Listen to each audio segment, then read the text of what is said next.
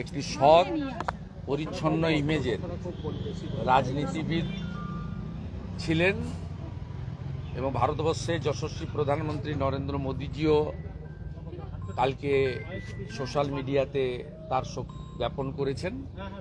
শুধু পশ্চিমবঙ্গ নয়, গোটা ভারতবর্ষ জুড়েই এই মহান মানুষটির প্রতি শ্রদ্ধা জ্ঞাপন হচ্ছে এবং তিনি পশ্চিমবঙ্গের একজন রাজনীতিবিদ এবং সংসদীয় গণতন্ত্রের অন্যতম শরিক হিসেবে তার ভূমিকা রেখে গেছেন।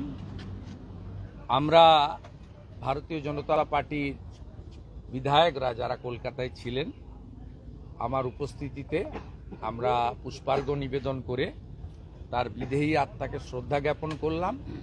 সাথে সাথে তার পার্টির যারা সহযোগী কমরেড, প্রাক্তন বিরোধী দলনেতা প্রাক্তন মন্ত্রী ডাক্তার সূর্যকান্ত মিশ্র, ডক্টর সুজন চক্রবর্তী দেবী এবং ওনার কন্যা, তার সঙ্গেও আমি দেখা করে নমস্কার জানিয়ে এই পরিস্থিতিতে তাদের বুদ্ধবাবু 2006 সালে আমি বিধায়ক হয়েছিলাম। বুদ্ধবাবু দ্বিতীয়বারের জন্য মুখ্যমন্ত্রী হয়েছিলেন। দ্বিতীয়বার ঠিক নয়, তৃতীয়বারের জন্য। কারণ 2001-এ নির্বাচনের আগে জ্যোতিবাবু পদত্যাগ করে ওনাকে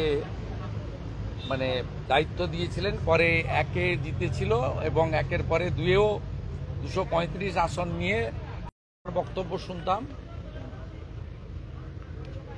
এবং আত্মসহায়ক ধরিয়ে দিতেন। আমার সঙ্গে অনেকবার টেলিফোনেও কথা বলেছেন বিষয় আজ মুখ্যমন্ত্রী, আজ বিধানসভায় হতো। কিন্তু আমার সঙ্গে কথা ওনার রয়েছে প্রথম 2007 সালের 12ই মার্চ রাজ্যপালের ভাষণের উপরে বক্তৃতা ছিল এবং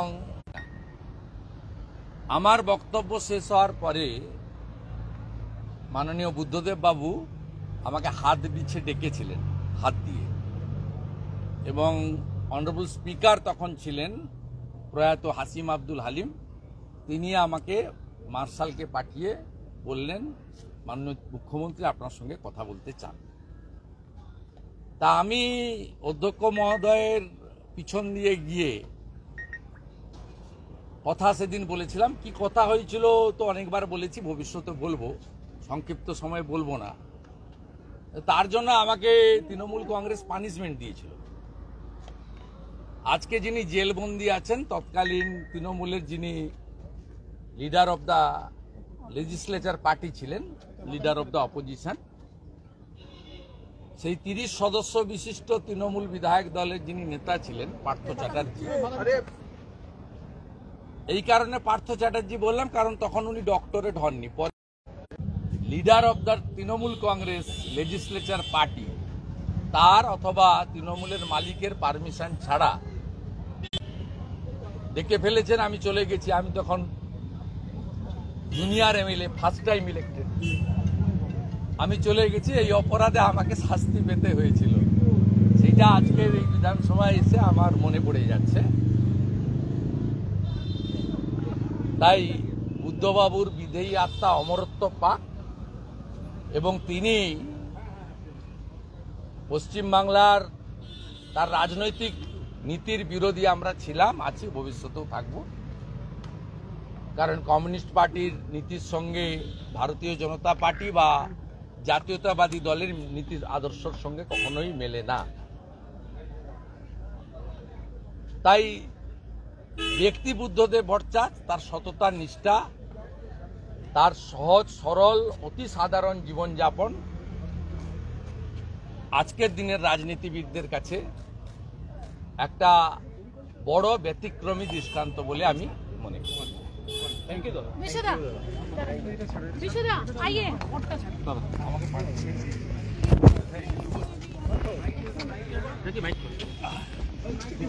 চলে যাই।